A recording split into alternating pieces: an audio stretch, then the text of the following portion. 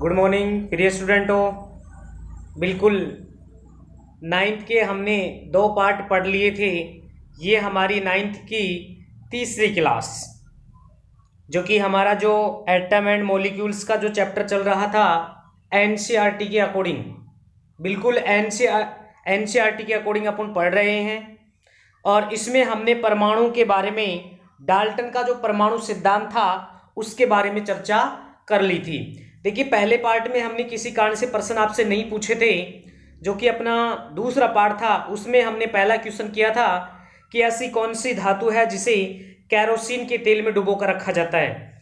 ठीक है, तो उसका आंसर होगा कौन सा होगा। अपने अगर बात करें तो कि जो सोडियम होती है उस धातु को कैरोसिन के अंदर डुबो के रखा जाता है। ये पहला एक क्वेश्चन था। दूसरा था फास्फोरस को जल में क्यों डुबो के रखा जाता है, क्योंकि वायु के संपर्क में जैसे ही आती है जलना शुरू हो जाती है। एक हमने यहां देखा था कि कौन सी धातुएं हैं जिनको चाकू से काट सकते हैं। पोटेशियम, ठीक है, इसके अलावा सोडियम, कैल्शियम, ठीक है, ये अपने पास हो जाएगा।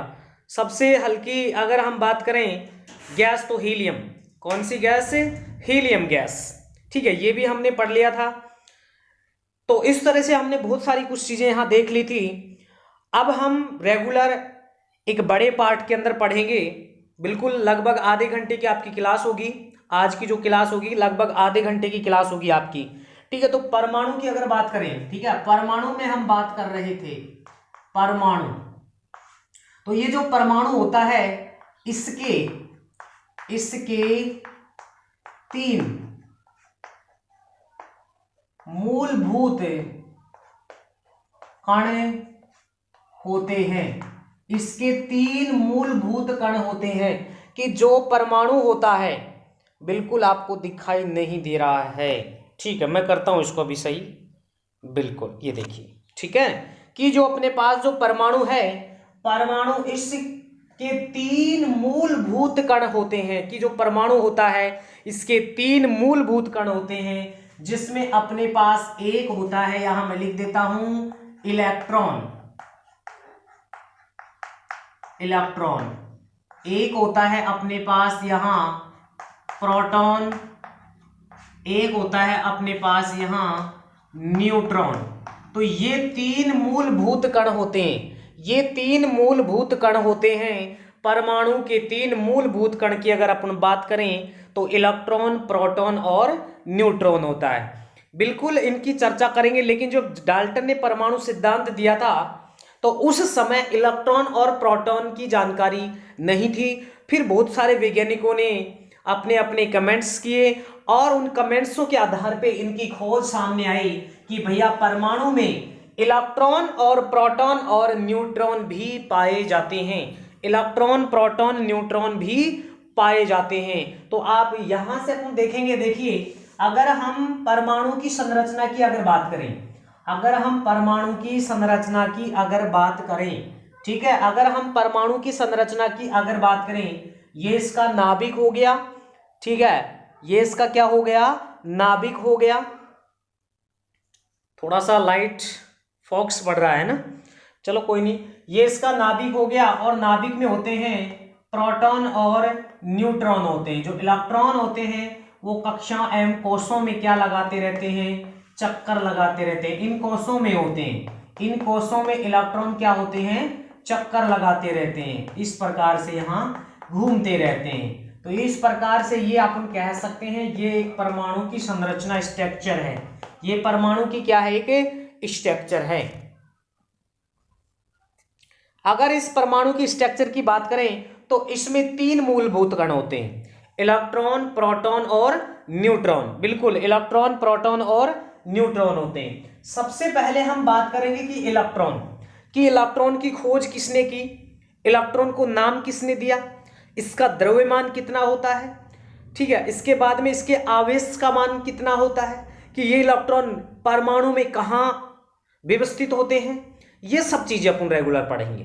तो इसके लिए सबसे पहले अपन बात करेंगे इलेक्ट्रॉन के बारे में।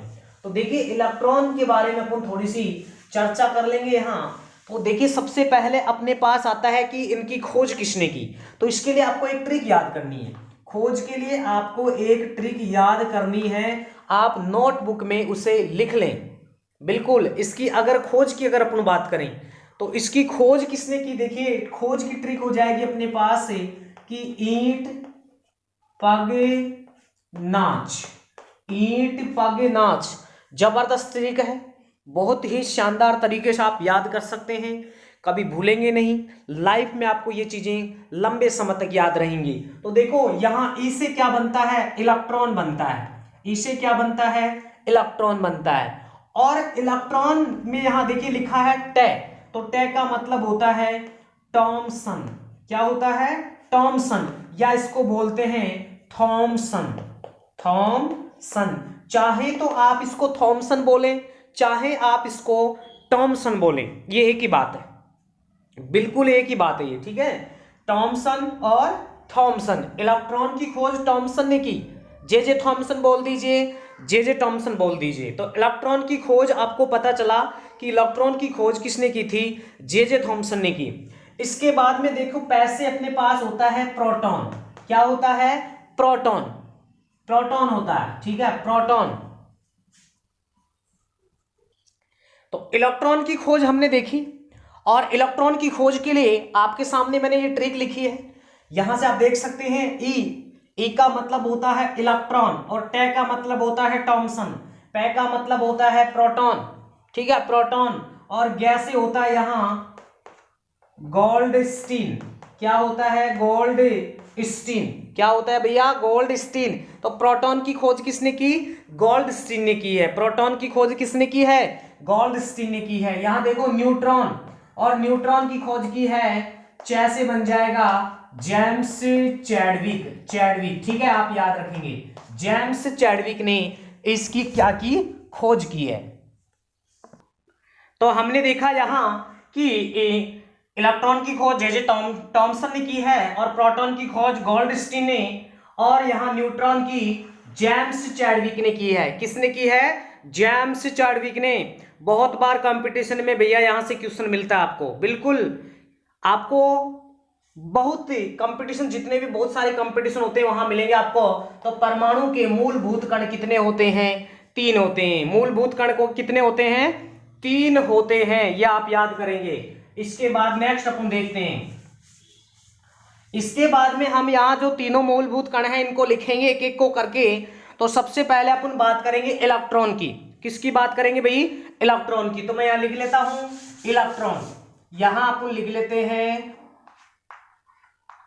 इलेक्ट्रॉन, इलेक्ट्रॉन लिख लेंगे, ठीक है। यहां मैं लिख देता हूं प्रोटॉन, यहां लिख देता हूं न्यूट्रॉन, ठीक है। तो इस प्रकार से एक चार्ट बनाएंगे अपन, इस चार्ट के अंदर इन सभी चीजों को समझेंगे और देखेंगे, ठीक है। बिल्कुल चार्ट के अंदर अपन इनको पढ़ेंगे आज, बिल्कुल आप बिल्कुल चार्ट के अंदर इनको देखते हैं, ठीक है। इधर मैं लिख देता हूं, ये तो 3 मूलभूत कण हो गए।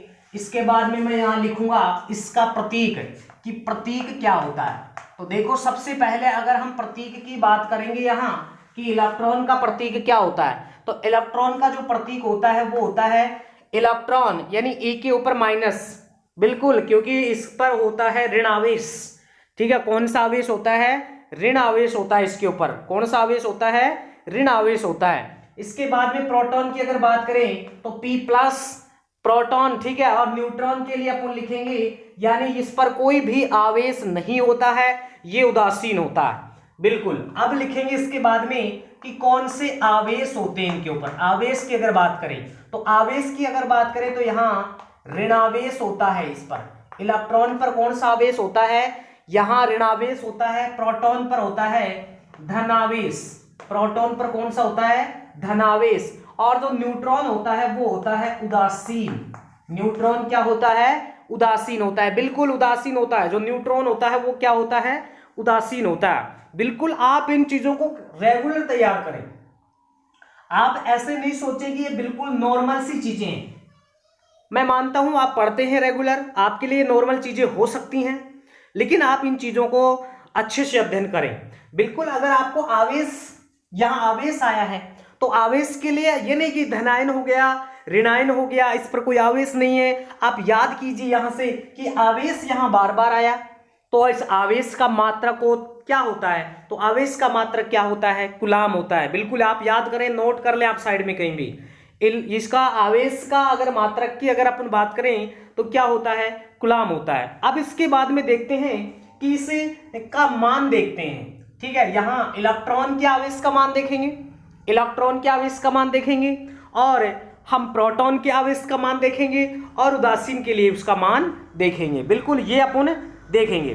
तो अपन कह सकते हैं कि इलेक्ट्रॉन के आवेश का जो मान होता है, तो इसका जो मात्रक होता है, इलेक्ट्रॉन के आवेश का जो मान होता है वो होता है 1.6। मैं लिख देता हूं यहां मान, ठीक है, आवेश का मान, आवेश का मान, ठीक है। आवेश का मान अपन यहां देखेंगे तो आवेश के मान की अगर इलेक्ट्रॉन की बात करें तो -1.6 गुणा 10⁻⁻19 कूलाम होता है। आप याद रखें, ठीक है। अगर बात करें यहाँ 19, ठीक है, तो आप याद करेंगे कि इलेक्ट्रॉन के आवेश का मान होता है 1.6, माइनस में है ये, -1.6 गुणा 10⁻⁻19 कूलाम। तो देखिए कूलाम आ गया अपने पास, यानी आवेश का मात्र कूलाम होता है, इसलिए हम आवेश कूलाम लगा रहे हैं यहाँ। इसी प्रकार से पॉजिटिव अगर आप बात करें प्रोटॉन की तो ये होता है 1.6 गुणा 10⁻⁻19 कूलाम। तो ये प्लस में है, ये क्या होता है, प्लस में होता है। आप याद रखें, बस इतना ही अंतर है, यहाँ माइनस है, यहाँ प्लस है। अगर आप इस प्लस के चिन्ह को नहीं भी लगाते हो तो ये फिर प्रोटॉन का ही माना जाएगा, क्योंकि अपने आप में ही प्लस है, ये अपने आप में ही प्लस है, फिर भी आप दर्शाएंगे इस चीज को। और यहाँ उदासीन की अगर बात करें, यानी कोई आवेश नहीं होता है न्यूट्रॉन पर, तो इसका जो मान होता है वो क्या होता है, 0 होता है। ये चीज भी आप नोट कर लें, ये चीज भी आप सारणी के अंदर नोट कर लें। सारणी को आप समझते जाएं, सारणी को आप अच्छे से याद कर लें, क्योंकि ऐसा कोई भी कंपटीशन नहीं है जो इस क्वेश्चन नहीं मिले आपको यहाँ से परमाणु के चैप्टर से। बिल्कुल इसके बाद में हम बात करेंगे कि स्थिति, कि इसकी स्थिति कहाँ होती है, ठीक है। स्थिति की अगर बात करें, इलेक्ट्रॉन होते हैं कक्षाओं में, ठीक है, या अपन बात करें कोषों में होते हैं। किसमें होते हैं, कोषों में होते हैं। प्रोटॉन जो होता है वो कहाँ होता है, नाभिक में होता है। न्यूट्रॉन भी कहाँ होता है, नाभिक में होता है। बिल्कुल आप ये जो दोनों होते हैं, इलेक्ट्रॉन तो होता है कक्षाओं में, कोषों में, क्लास जिसको बोल देंगे, ठीक है। यानी यहाँ के कोष, एल होता है, एम होता है, एन अभी चर्चा करेंगे, जस्ट टेंशन करने की कोई आवश्यकता नहीं है। बिल्कुल अपनी जो पहली और दूसरी क्लास है 9th की, वो छोटी क्लास थी, कैमरे में किसी प्रॉब्लम के कारण वो छोटी क्लास से बनानी पड़ी। आज आपको बढ़िया अच्छी क्लास मिलेगी, लंबी क्लास मिलेगी थोड़ी, जिससे पढ़ने में आपको थोड़ा आनंद आ सके, ठीक है। तो स्थिति अपने पास यहाँ हो चुकी है। इसके बाद में हम बात करेंगे, देखिए भार की अगर बात करें, बिल्कुल अगर इसके भार की अगर अपन बात करें, भार, तो यहाँ इलेक्ट्रॉन का जो भार होता है, यानी इलेक्ट्रॉन जो होता है सबसे हल्का होता है, यानी सबका मतलब इन तीनों से, यानी दो जो अपने पास हैं तो ये 3 हैं, इन तीनों में से सबसे हल्का होता है, सबसे हल्का होता है इलेक्ट्रॉन। बिल्कुल इसके बाद में ये इलेक्ट्रॉन से भारी होता है, ये इलेक्ट्रॉन से भारी होता है, भारी यानी वजन में ज्यादा होता है इसका। और अगर अपन बात करें, ये सबसे भारी होता है, जो न्यूट्रॉन होता है ये सबसे भारी होता है, वजन इसका ज्यादा होता है, ठीक है। बिल्कुल अगर अपन बात करें तो अपन एनसीईआरटी के अकॉर्डिंग अब देखेंगे इनका जो द्रव्यमान होता है वो कितना होता है। एनसीईआरटी के अकॉर्डिंग देखिए, आपको माध्यमिक शिक्षा बोर्ड में इनका जो द्रव्यमान है वो अलग मिलेगा। अपने यहाँ जो 9th की बुक है, अपन 9th की बुक के अकॉर्डिंग पढ़ रहे हैं, तो 9th की बुक के अकॉर्डिंग के अनुसार अपन यहाँ देखेंगे कि इसका जो द्रव्यमान होता है, बिल्कुल इसका जो द्रव्यमान होता है वो कितना होता है, ठीक है, इलेक्ट्रॉन का, और इसका जो द्रव्यमान होता है वो हम देखेंगे। तो अपन ये कह सकते हैं कि इलेक्ट्रॉन